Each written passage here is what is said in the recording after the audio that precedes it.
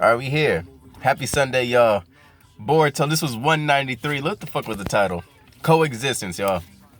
So Boruto 193. We gonna give it up a little bit differently today because, like I said, I'm a manga reader, so I kind of know what's gonna happen. But I did manage to get this shit into four different categories. So we got the MVP category. So like my favorite moment slash character of the episode. We got some changes. The second category changes being what was different between the anime and the manga. And then the last thing, keys and questions. Oh, actually, I don't know. I got 4 points. I got 4 little segments. Because Mugino got his own little section. That's at the very end. But let's begin this with the MVP, y'all. So we got Naruto. Actually, Naruto's my fucking MVP for this episode because he had my favorite scene. And also, like, I think what's very interesting about this whole rollout with Kawaki, because this is what this really is. This is like a Kawaki rollout, dog. So, what we just came out of, we seen the little backstory and all that, and Kawaki hopping from family to family. We're getting like his first impressions of these people, especially with Jigen. But the contrasting, I guess, presence that Naruto has opposed to Jigen is what I'm taking away as being very key, because just like from the moment when we get Kawaki opening his eyes and he sees Naruto and he's just there, it's just like a very warm presence, which reminds me of Naruto, more so Naruto Shippuden. Because remember, every time Naruto met somebody, and usually it was like a sensory type ability character, they'd be like, yo, you got like this warmth around you. There's something about you. Like, you're different. You have like this pure chocolate. You're like a golden child or some shit. And this makes me wonder if Kawaki was more like, ninjutsu trained. Would he be more willing to trust Naruto from the jump? Because like, for me, like, just seeing the nigga smile, bruh, I was like, dog, I want this nigga to adopt me. No homo, no like pause and shit. But one of the doper moments of like that very beginning intro segment was how Naruto was explaining himself, pretty much introducing himself. And you get one end, Naruto's all smiling and trying to be warming and shit. Kawaki's on the other note, just like stone faced like a motherfucker, like just looking at him dead in the eye, not even blinking, I don't think. And is like, dog, I've been here, I've done that. Every time I've been introduced to a motherfucker, say he gonna protect me, change my life and shit. So fuck shit happen. I get experimented on. I damn near get sold off. All this other shit. Like every time someone says they gonna make my life better, it just turns for the worse, or just some weird shit happens, right?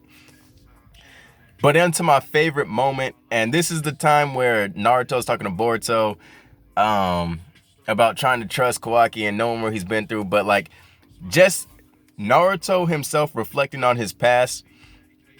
I think that was dope, and I feel like this might be a more underrated. It might be like an OG fan favorite. I think the OG fans will fuck with it, but I think it's gonna be like an underrated moment because it offers a reflection, like a different perspective, a more mature perspective of something that we've witnessed. Like we've seen Naruto grow up, and from when I know like his backstory and shit, like the motherfucker was hated, no one fucked with him in the village and shit, niggas throwing shit at him, he's just he's going crazy, he's doing pranks and shit. But when I remember watching that story, it's like, damn, this motherfucker got perseverance. Like he's not letting these niggas get to him and shit. He still wants to be Hokage. He still wants to, accomplish his dreams and shit. Like he's still out there smiling and shit. He's doing his thing. However, we get Hokage Naruto talking about the past, and a quote, man, that shit was a painful time, my niggas. Like him just going back and still with that smile on his face. He's thinking about that time. He's explaining it to his son. We got the throwback jersey in the background and shit, his little old uniform. And he's like, dog, that shit was painful, bro. Like, nigga, I was so alone and shit. Like, of course I had my niggas, but like, dog, I was in the trenches, pimp. And like, to me, that's dope because it's easy to forget about it, unless you get like flashbacks and then people explaining about Naruto. But like, watching that shit, you're just watching a nigga basically shoot for his dreams, train, be determined. So you kind of forget, at least to me, you kind of forget like this nigga is going through it internally. Of course, you get the symbolisms at times where Kurama's like at that point he's not even tamed and shit, so he's breaking free. His spirit, Naruto himself, spirit is kind of breaking. He's getting more and more tempted to release that fucking the fucking seal. But I think that was dope, bruh. Just a reflection on the past, him explaining to his son, like, look, man, I've been there before, bro. Niggas didn't trust me and shit. I could have destroyed the whole village. I didn't even control this power. I couldn't control my power. Motherfuckers looking at me sideways. That shit was painful, bro. And then the fucked up part is this, dog. He ends that deep-ass moment with his son with a shadow clone vanishing. Like, dog, his son didn't even know that. Like, luckily, Boruto was walking out the room, and then the fucking shadow clone just fucking disappeared, right? Because on one side, it's like, dog, how you gonna go and talk to your son about how lonely and shit you were and all this shit, and in the midst of that conversation, you weren't even really there for him, bro. Like, you just fucking vanished, dog. So that's fucked up. Like, I get it, bro. I get you, the Hokage. You was lonely as a kid and shit. Your dreams came true. But at this point, imagine being Boruto and you're having heart-to-hearts with your father and you don't even know, is this really you, bro? Like, is this you? That's like the equivalent of walking around and being like, bro, is this shit a simulation? Like, is my dad a simulation? Like, get the fuck out. Like, it's a little bit contradictory, but at the same time, you know my man's got work. But like, all right, dog. Be the real you with your son. Have the fucking shadow clone be over there with, what's his name? Kawaki. Like, it's the same. Like, Kawaki don't know shit about shadow clones, bro. He don't know shit. He been in a fucking lab his whole life. So that's my thing, bro. Like, you could have managed that a little bit better as a father. But I don't know. I don't got no kids. And then the other interesting about this whole point of trust and all that is we have Kawaki, who's in the same boat as Naruto and the whole fucking village pretty much, but on the opposite end. Because Kawaki's in a position where, okay, I don't trust y'all niggas either, bro. Like, I get it. They think he's a monster and all that, but on the other note, Kawaki has been surrounded by monsters. Everyone who has tried to take care of him has been a monster. So it's cool to see that it's the dynamic. The dynamic is, I think that's the word I'm looking for.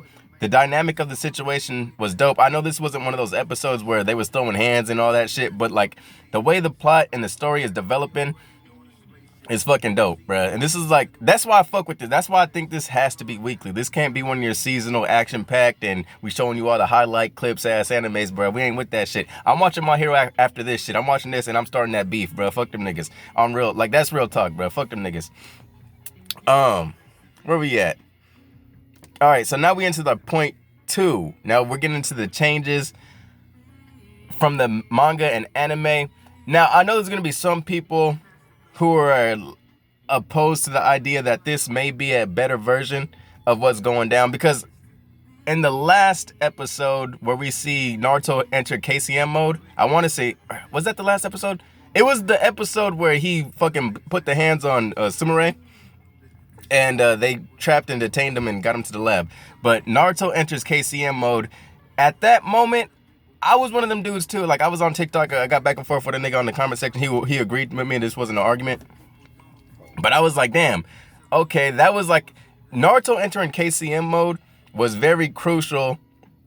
And that was something in the manga that didn't happen until what we saw today. So in the manga, Kawaki flips over the table. He's attempting to escape. We see a few things with Kawaki as a character in that panel. Like, he's listening. He hears Homurare's footsteps. He's like, oh, there's 3 people in here. We got the wife, we got Hokage, and someone else is in the back. They sound like children's footsteps. So we get that perceptiveness, which we did get that in the episode where he's fucking trying to break out. He's looking at all the fucking flashbangs and shit, and he divides and conquers Team 7, gets Sarada to pick up the shit while he goes into the bathroom, drops a flag. You know, we see the intelligence within Kawaki. But with this one, oh yeah, okay, that's where I was at. And then he flips over the table, tries to escape. However, Naruto enters KCM mode, and at that moment, he's like, yo, what the fuck? This shit is crazy. Like, this nigga's power is on some other shit. This man might be able to defeat Jigen. So, like, when we got Naruto entering KCM mode earlier than what I was expecting, I was feeling a type of way, because that whole moment he entered that mode was a defining moment within the manga where Kawaki then decided, okay, maybe I shouldn't run away. This guy seems pretty strong, and he looks like he could defeat Jigen, right? However, over here, we got that earlier, and at this moment, Kawaki just flips over the table because he's tired of hearing Boruto bitching and shit. He's like, look, dog, shut the fuck up, dog, blah, blah, blah, blah, we gonna fight. But I think, like I said, I think the anime is handling it quite well, right? because this makes me believe Kawaki's attachment is no longer going to be based on this power scale and Naruto potentially being stronger than Jigen. It's more so going to be a like an emotional rollout, a more of an attachment thing, a more of a, okay, I can start to trust this. This is what friendship looks like. This is what a family looks like. Look, we're having dinner and shit. This is what this actually is supposed to look like. I've never had this before. Let's see what this is about. We also got that new ending where it's like, we get Team 7, right? They kicking it in the room doing homework and shit. Kawaki's, peeking in. He comes in, he's like, hey, what's up, y'all? Blah, blah, blah. We kicking it and shit. They start eating. He's like on the outside looking in, but it's very key because he's witnessing this. He's witnessing friendship. He's witnessing people, get along and shit. He's witnessing family and camaraderie in general, right? And also, another thing that I feel like the whole KCM mode coming earlier, I think it allows Naruto's decision to have Kawaki in the village to be more of a thoughtful process, a more thought out process, because now we have a Naruto as opposed to one in the manga where he has witnessed Kawaki's power. He has seen the Karma Seal in action. He has seen that fucking explosion take off, which is something who his son has, but he hasn't really seen those type of abilities from his son. He hasn't seen that shit yet. So in this version of what's played out, we have a more educated Naruto in the situation. He knows what he's working with a little bit more. So, I fuck with that dynamic of the shit. I don't think, I'm not so mad about the KCM mode coming earlier. Like I said, it just makes this become a more emotional process for Kawaki and the attachment to the Leaf Village, the attachment to Naruto. I think they're building that a little bit better, as opposed to, like I said earlier, Naruto just, in Kawaki's mind, possibly being able to be stronger than Jigen, who he knows more about Jigen than we do, at least if you're an anime owner or watcher. He witnessed that power and was like, oh, this nigga, he might got something in the tank. Now into my third point, this is keys and questions. Now this is some shit that kind of, things I didn't really think of, at least this first point right here. And this is a quote from Shikamaru, where he's talking to Naruto, and he's pretty much saying, Kara isn't just our problem. You can't decide this on your own, being Kawaki being in the village. And sometimes when you just read the manga or you watch the anime, you kind of forget, you're just thinking, you're kind of tunnel vision on Team 7, the Leaf Village, and all that shit. But to me, at least, I low-key forgot, okay, you're right, bruh. Kara is a worldwide threat. So, damn, bruh, I got fucking flies in this bitch. Hey, it's springtime shit, little gnats. That's fucking crazy. I'm doing it. All right, anyway.